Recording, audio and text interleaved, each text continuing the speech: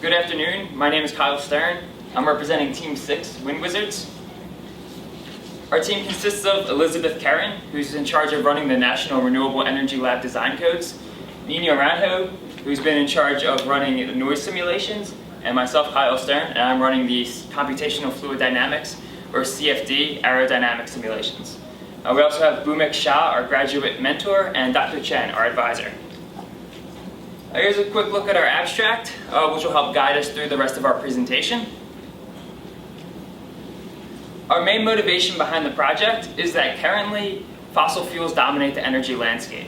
In 2010, only about 7.5% of energy produced in the United States was from non-hydro renewables, and only about 1% was from wind energy.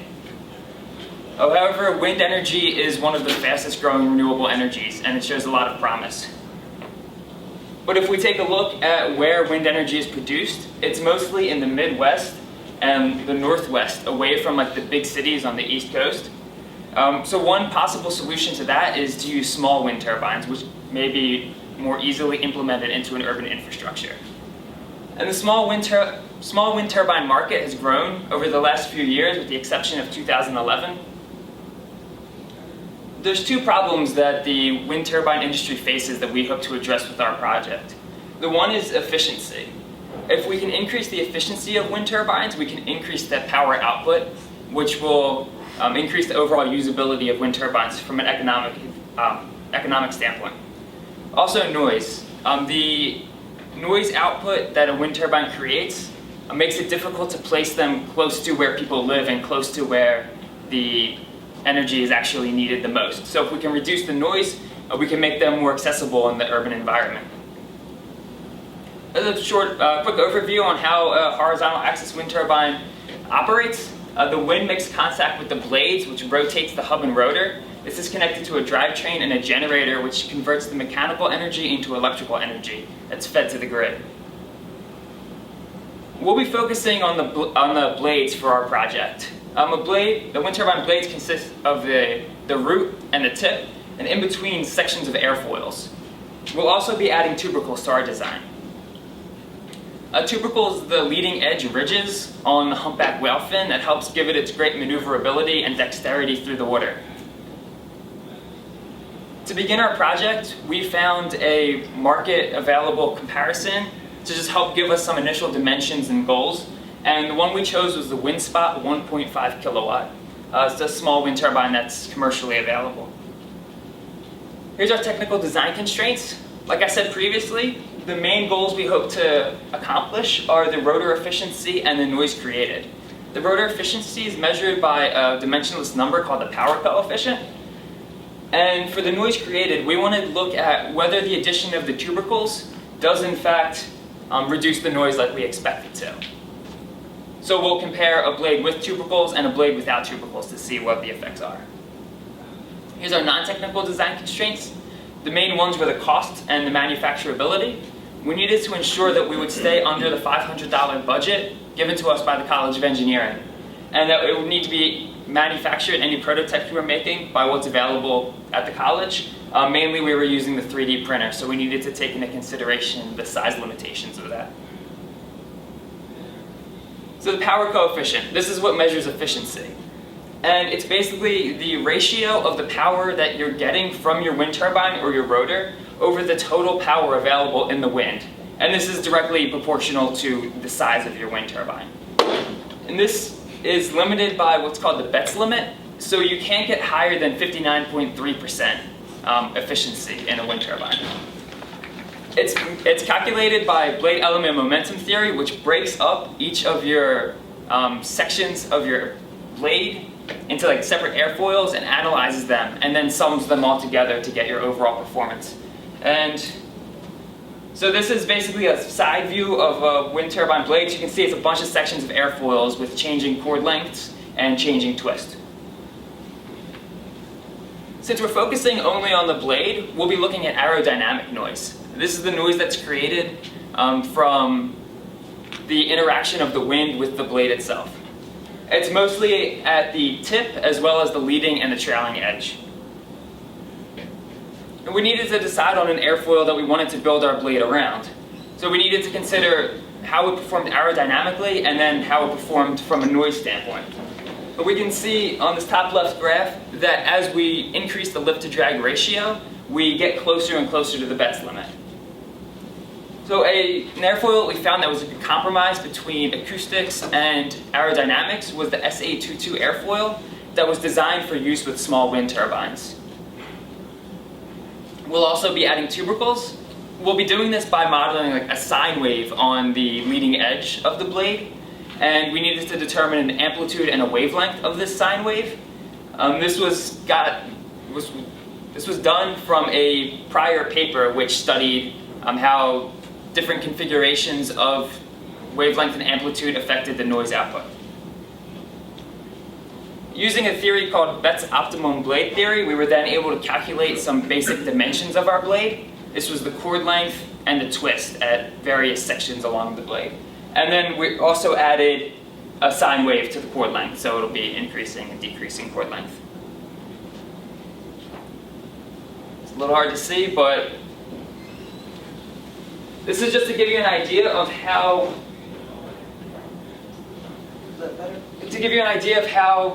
lift is created on an airfoil. It's from a program called XFLR. We have our airfoils are on the bottom.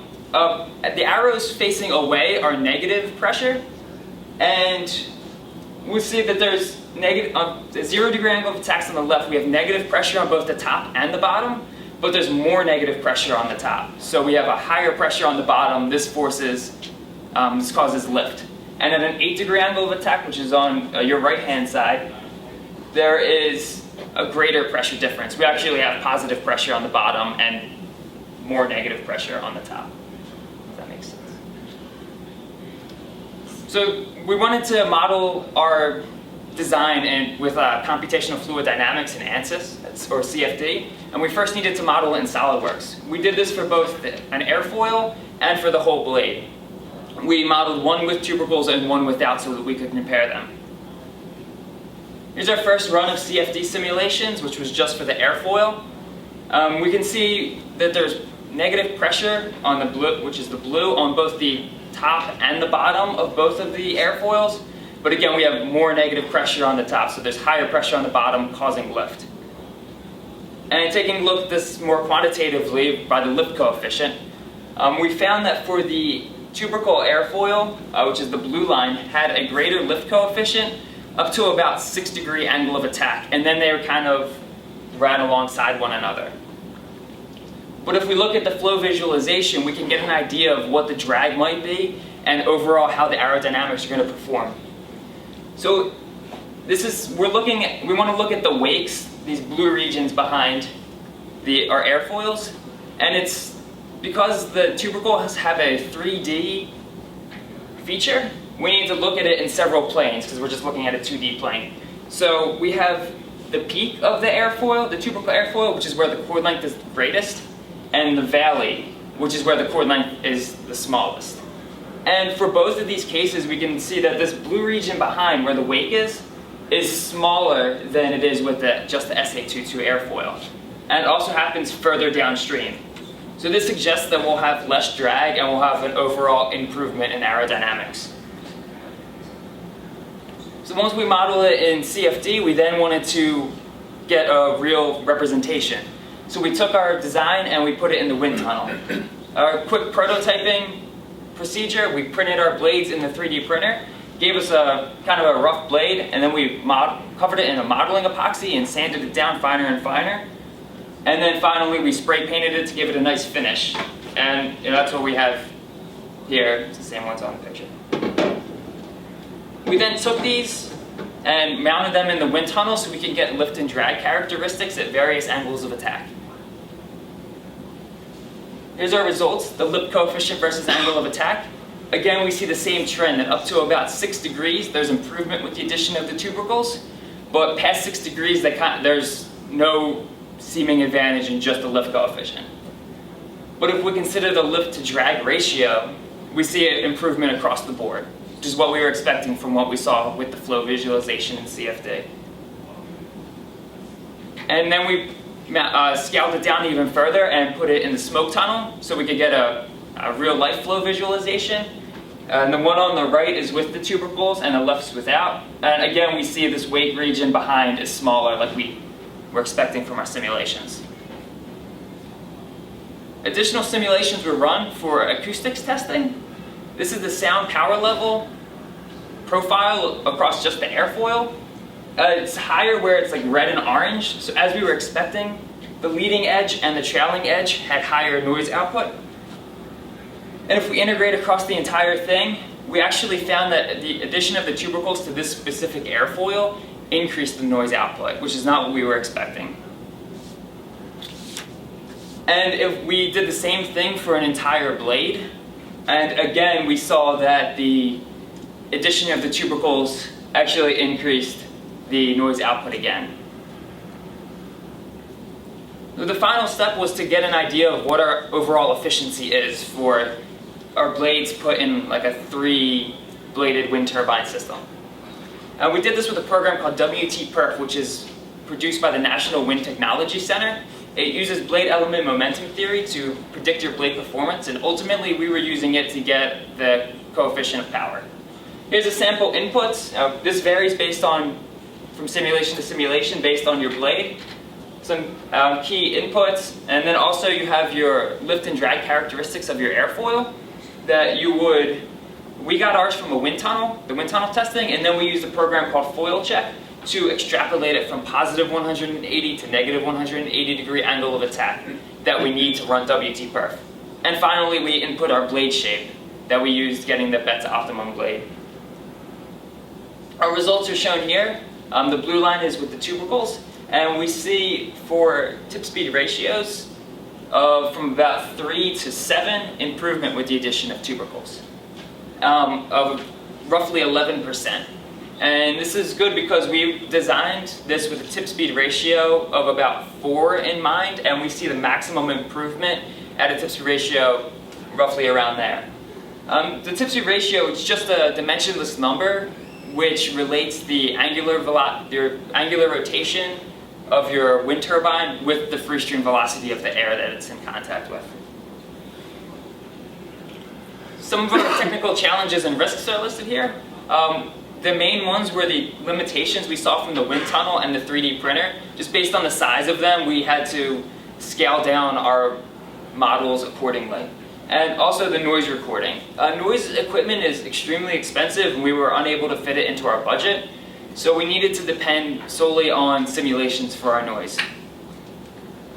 Our risks, there was a possibility of the $500 budget being exceeded when we started this project, and health and safety issues from our prototyping and from testing with the wind tunnel. Our cost came in at about $220. A majority of these costs were from the purchase of ANSYS student licenses, and also to prepare our airfoils for wind tunnel testing. So the projected full scale cost, if we took our design and made it a full wind turbine blade, and this is for a 3-bladed system that you could input with another wind turbine system, using a sales factor of 4, came to roughly $1,400 for the sale of our 3 blades. And here's just a quick schedule going through Senior Design 1 and winter break, and then into Senior Design 2 and where we are right now. And just a summary, in Senior Design 1, we began with a literature research and a site visit to a wind turbine facility in Atlantic City. And we began to narrow the scope of our project and began designing certain aspects such as the airfoil, the blade shape, and then we began running simulations. In Senior Design 2, we continued our simulations and we began to construct our hardware prototype and tested that in the wind tunnel. And currently we're going through printing and mounting a smaller scale with a scaled down full bladed system that we have. Any questions?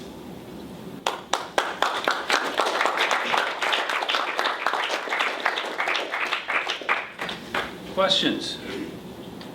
I had a question about Yes. Your sound level, dBs, but I think you answered it. You said you didn't use instrument, you used simulation? Right, so it's- Only? exactly. Okay.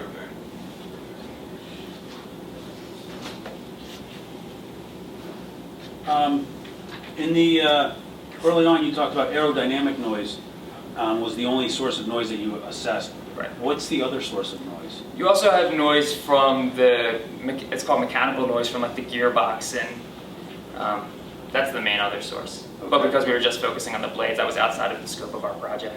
So in a full-scale project, how are those noise levels, not related, but is the aerodynamic noise typically much greater than the mechanical noise? Or are they about the same, or?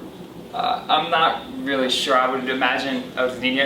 Yeah, aerodynamic noise is the primary contributor of, that's why it was our focus as Okay. well. One other question on the tubercles. You assumed or you modeled these as a sine wave on the Right. tip. But even in the picture of the whale, I mean, they're clearly not a sine wave. in real Exactly. life. So what would, how do I want to ask this question? What impact does that irregularity have? Do you think that irregularity would have on your results? So you've got this sort of ideal case. Mhm. With the irregularity, what would that do to your results? So there have been a couple of studies that have actually looked at just producing like an airfoil with like these kind of ridges, which are, like you said, they're clearly not sine wave. And they did show improvement, like we saw with the sine waves. Like the same degree of improvement, or more improvement, less improvement? Any idea? I would say if there is more improvement, that would certainly increase your manufacturing costs and the complexity of the design, so probably not enough improvement to do that.